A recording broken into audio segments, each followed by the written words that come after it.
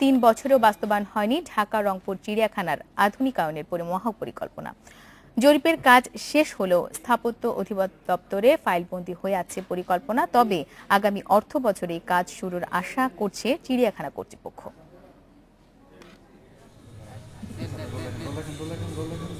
রাজধানী রমনায় এখন যেখানে হাইকোর্ট, সেখান থেকে মিরপুর চিড়িয়াখানা সরিয়ে নেওয়া হয় 4 দশক হলো। প্রতি বছর প্রায় 30 লাখ দর্শকের আনাগোনায় মুখর থাকে চিড়িয়াখানা। 1500 প্রাণীর দেখাশোনার জন্য মাত্র একজন চিকিৎসক এবং 30 জন নিরাপত্তা কর্মী নিয়ে হিমশিম খাচ্ছে ঢাকা চিড়িয়াখানা।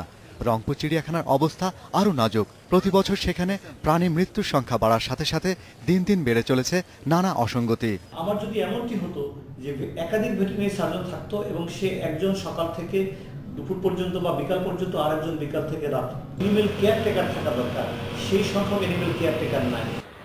চিড়িয়াখানার এখনকার আয়োজন পাল্টিয়ে খাঁচাবন্দি প্রাণীরা যাতে অনেকটা বন্য পরিবেশ পায় সে লক্ষ্য নিয়ে 2011 সালে মহাপরিকল্পনা হাতে নেয় মৎস্য ও প্রাণী সম্পদ মন্ত্রণালয়।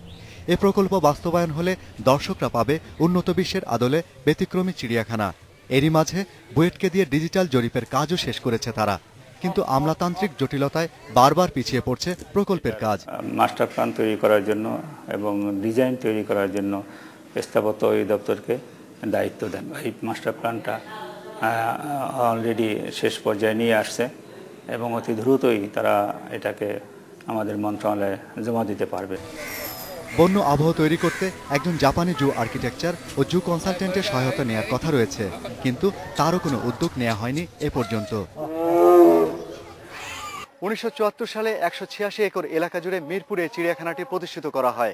40 বছরের পুরনো দেশের সবচেয়ে বড় এই বিনোদন কেন্দ্রের সাথে রংপুর চিড়িয়াখানাকে আধুনিকায়ন করার জন্য প্রায় 450 কোটি টাকার মহাপরিকল্পনাটি সমস্ত জটিলতাকে পেরিয়ে দ্রুত বাস্তবায়নের মুখ দেখবে, এমনটাই প্রত্যাশা সকলের। Shahriar Anirban, independent news, Dhaka.